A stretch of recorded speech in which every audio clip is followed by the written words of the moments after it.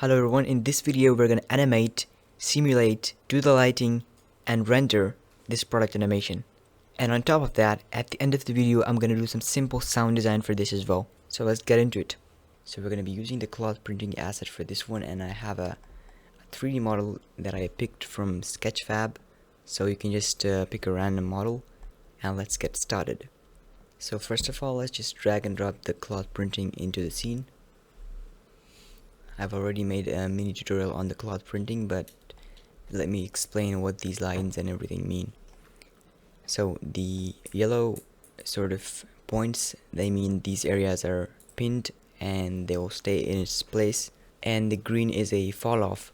So whenever the fall off is kind of moving, those areas are going to be inflated. So the green is sort of like a mask. Now what we're gonna do is, let's just scale this model up a little bit, and I want to use the body of this model and detect it for the lines. So here we're just gonna select the product like that and turn off the custom star and turn on auto pattern. And now you can see if I rotate it or do anything, this is picking it up and updating it as well. So we're gonna bring down the thickness to a lot low, something like that. I'm gonna use a lower frequency. This should be good. Now here we go.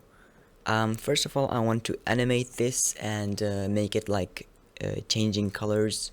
We're gonna start off by just inflating this area, and then we're gonna change the colors of this model, and it'll sort of update the cloth simulation and we'll change that color as well. So let's create this fun shot. I'm gonna turn off this thing for a while and let's animate this. So I want the animation to be from the top, make it pop. So it's selected in the geometry node setup, that's why it's kind of lagging. I'm gonna deselect it and just leave that for a while. So we need a camera at the top. I'm gonna use something like a square here, so 1080 by 1080 should be fine. And let's have the viewport split into two, so we can just go work in the camera here, and that can be our viewport. I'm gonna turn up the pass part out on this camera so you can see it better. Turn off the 3D cursor here, and that's good. Now I wanted this to be something like it rotates fast and then changes color, so we're gonna do that. Let's have it be sort of flat on here, make sure it's centered. I'm gonna insert a keyframe on here, hit I, and then on frame, let's move forward a little bit. Oh, the cloth is activated, so we need to turn off. What's going on? You can just keep the modifier turned on like that so the setup won't break. So on frame 10 here, we're gonna rapidly rotate it like this, maybe something like that, and move it up to the camera. Insert the keyframe again, and this is basically what we got at the start, so nothing's too fancy. On frame 9 I'm gonna hit I to insert that again, and move the second keyframe away a little bit. So we got a little bit of a fall off going on. It's not totally stopping, which is what I like. And great. We can maybe start this animation right here at frame 50 and have this inflate first. So first we're gonna just inflate the cloth and then start that. So switch color here and then immediately change the rotation again. I'm gonna bring it down a little bit, center it, insert the keyframe, move back one frame, insert it again, and move this one away. And we can just repeat the whole thing again. Rotate it like this. Just hit double R and move it up to the camera like this. And insert it. One frame back, insert again, and move the second one over here. So this is what we got, and now I'm gonna do like this. Move it up a little bit. That's great. Insert it. One frame back. Insert again. Okay, let's go 2 frames back this time. And move this a little bit ahead. Move this over here to 140.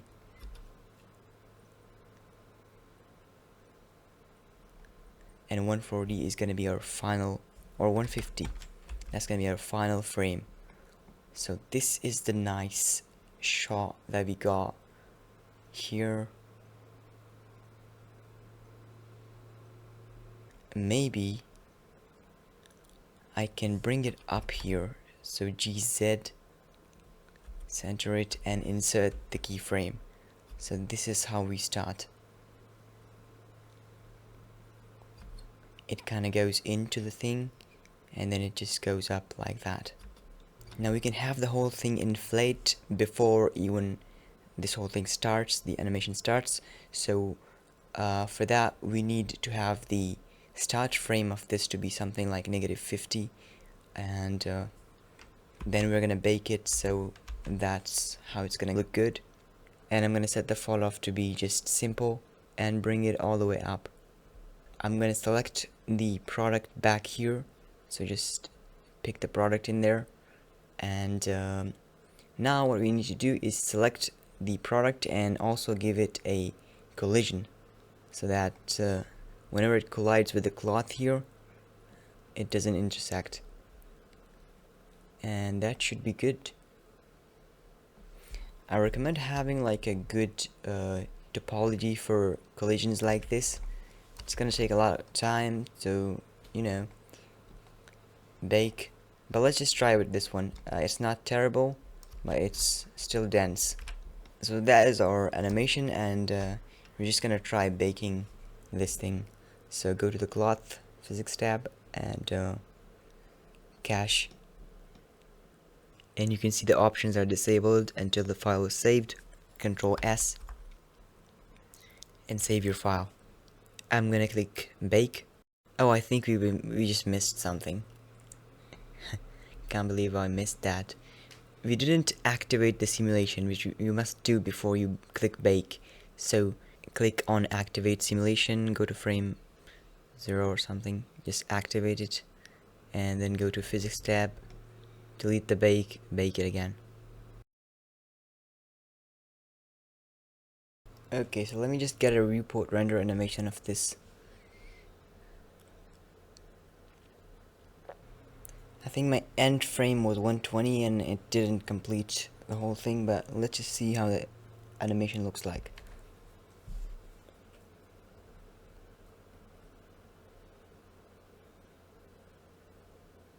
Wow, this is something. This is something. Okay, I did not expect this to be so good. We're gonna need some cleaning up, but this is gonna look amazing.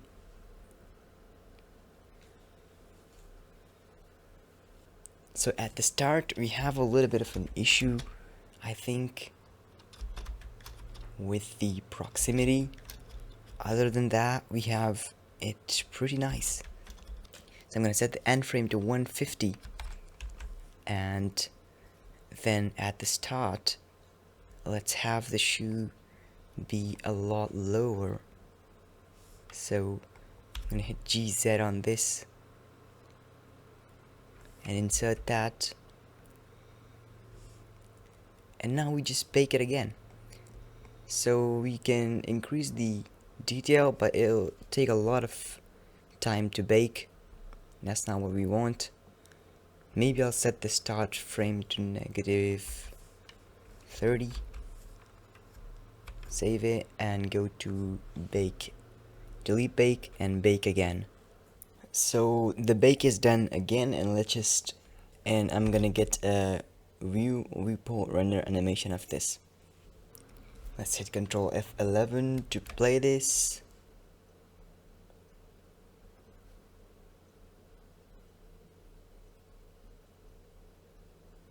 Wow, this looks great.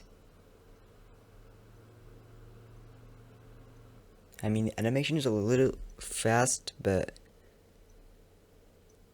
yeah, we can make the delay a little bit longer. And the pattern changing, it is very cool. It kind of picks up the outline of the shoe and the Crocs, and then makes the pattern. We could probably loop this as well. If you make the start and end frame the same, it could loop. So let me just set up this animation a little bit better, and we're gonna do some lighting and just set it up for render. So first of all, I want to make this loop. Let's make the end frame something higher. I'm gonna turn off the activate simulation for now, so maybe bring these back first. I'm gonna remove this product from here for a while, just so that the viewport is fast. I'm gonna bring this delay from, like, now it's 10 frames, let's make it a little bit longer. So let's delay this for this much time, and then select these keyframes and delay this motion a little bit, just like that. And then we're gonna delay this one as well. So just move it away, and maybe, so at the start,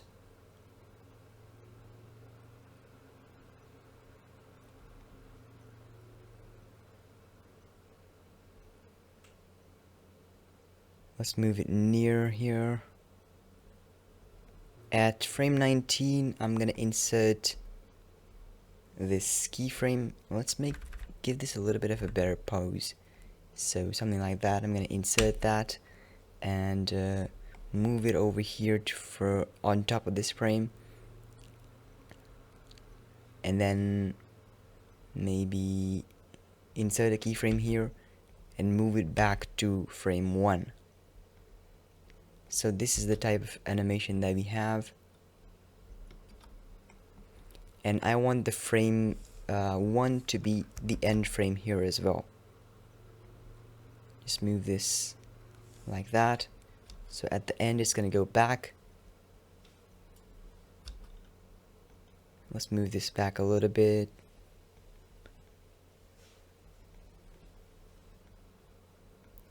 And just like that, we have a little bit of nicer spacing between these delays. So once it starts to play like this,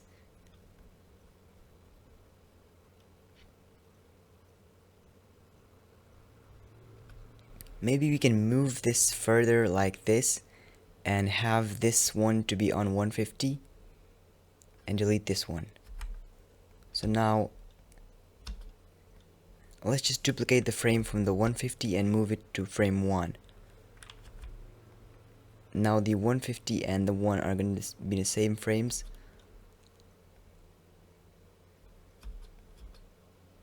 Let's move this back a little bit so it's faster at the start.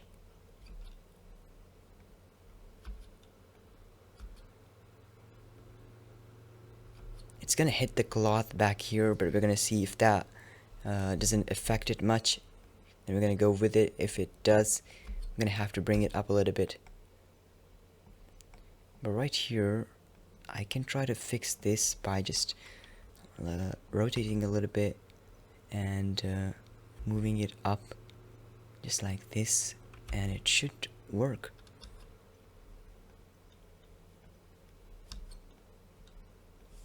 I should just on frame 8 insert a keyframe and move this second one to be over here.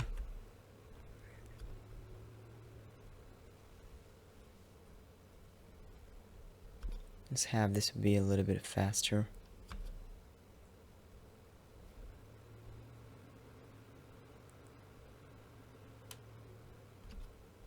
The FPS is slow, so the animation is not in real time, but you might want to just get a preview of this. So once you have this preview, you're gonna know exactly what you're getting.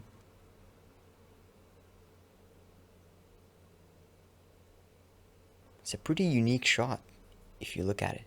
I'm gonna select the product again here and activate simulation, and then also I can bring down the pressure a little bit to 8. Let's bring down the wrinkling to 0.8. Just trying to see what settings work best here, and maybe I'll make the speed 0.6. Let's just save this file and bake that. Delete, bake. Okay, so this is how it turned out to be. Alright. This is pretty great. If you see any artifacts anywhere, just try adjusting things, positioning things, and it looks pretty solid, I think. We're gonna put a subdivision surface on top while rendering, but not in the viewport. It's gonna make things laggy. Just to smoothen things out, a subdivision surface is gonna work awesome. And for now, let's just think about the lighting and everything that we're gonna do here. So it's a blank scene, we don't have anything going on, and first of all, I like to put everything in a little bit of a luminous environment. So maybe we can choose a gradient texture and have this be easing, and you can see already we're getting something very nice. The gradient creates a very nice effect here on the cloth, and we can add more lights. So I'm gonna set my render 300, and maybe we can have some high contrast, not too high. Let's just go medium high, and I'm gonna turn on the compositor as well for the camera. I'm gonna make a material for this cloth, so just select the cloth, and you can go to the cloth material on here. Then what we can do is you can use this attribute, or the cloth attribute name is mask, I think. So if I give it this name, you can see I'm getting this kind of black and white mask. So if you want that, you can have that, the mask, but I don't want to use any of that. Let's just use something new, and keep in mind the points over here, they're not going to render, so you don't have to worry about that. So you can choose like a Blender kit material, something procedural, but you must have UVs on it, and if the UVs are not working properly, you just go to the UV editing and unwrap it. For now,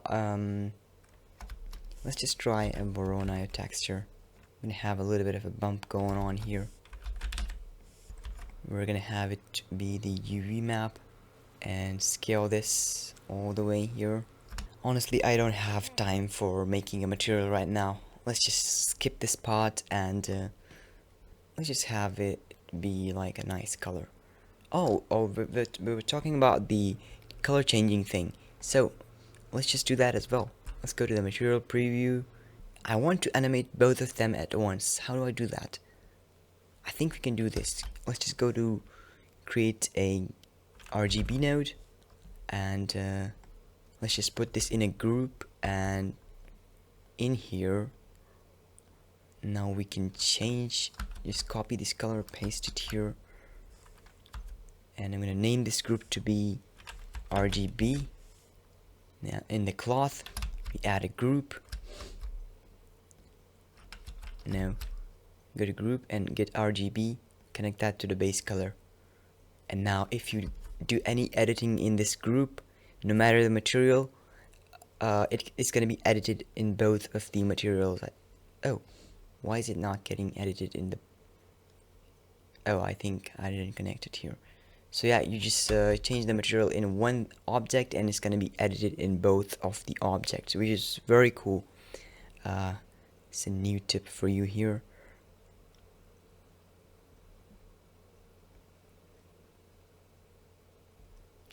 Now I'm gonna keyframe all of these, and yeah, that's gonna be it.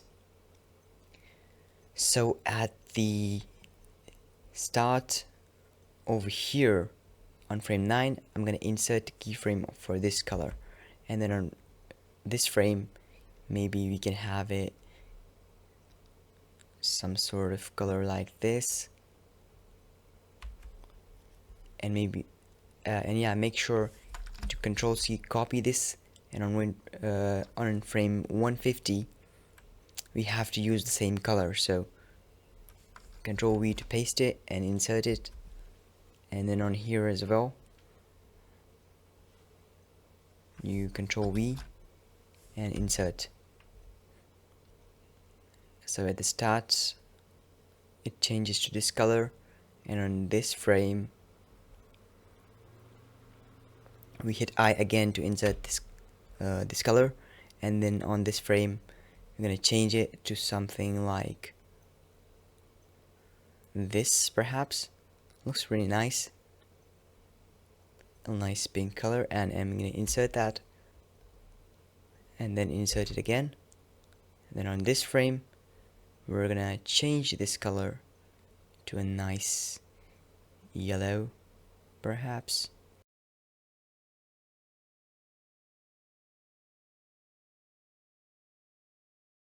We just need to do some lighting and it's gonna be perfect.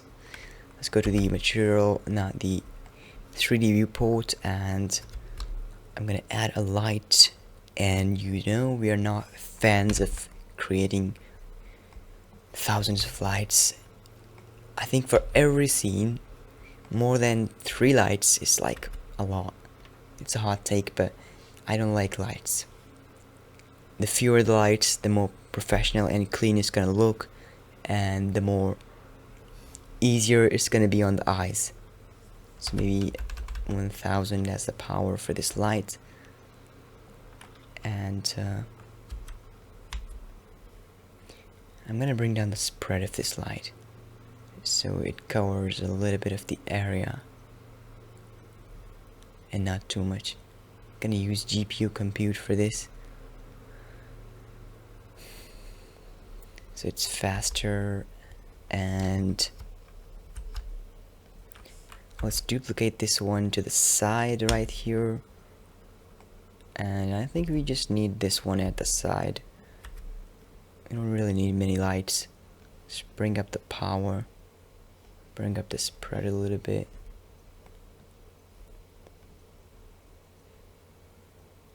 This should work perfectly fine in all of these scenes. Maybe we can add one over here, bring down the spread by a lot. Let's make the spread 40 and make this be a disk. This one's gonna be a disk, and let's make it like a nice light. It's gonna be the high point of our scene. High points lighting. And now I want to separate the crux from the background. So for that, I think we need to do some hue saturation, and we're gonna bring down the value a little bit, just like that, so that it's not too bright, and maybe give it some more saturation a little bit, and I think that should fix it. Oh, this one looks ugly. maybe keep the saturation to 0.9 or 1. I don't know. I might change my scene for the tutorial or for my uploading later, because I like to have some more details. But this is basically my process for creating this shot. And in the camera, I might try and add like a little bit more focal length. And then in the depth of field, we are gonna choose the shoe, not the Crocs, and then bring down the f-stop a little bit.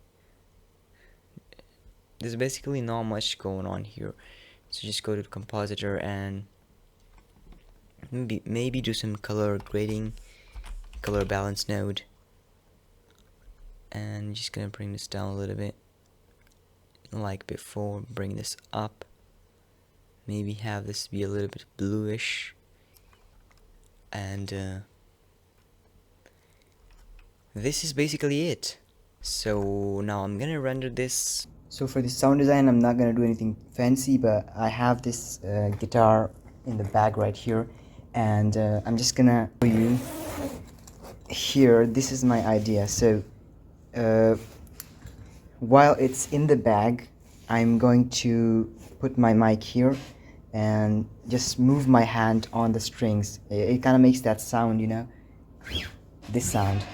And along with the cushioning or the cloth from this bag, it's gonna make that clothy sort of this sound, and it's gonna be perfect for this. So we're just gonna start the recording on this and just do that. And it's gonna be easy to sync because I'm just gonna do it while looking at the animation. Just record that. So this is literally my sound design for this, and let's do it. Okay, the Lazy Motion Library, you can get this at cleverpoly.store, and if you want just the cloth printing asset, it is also available for purchasing separately.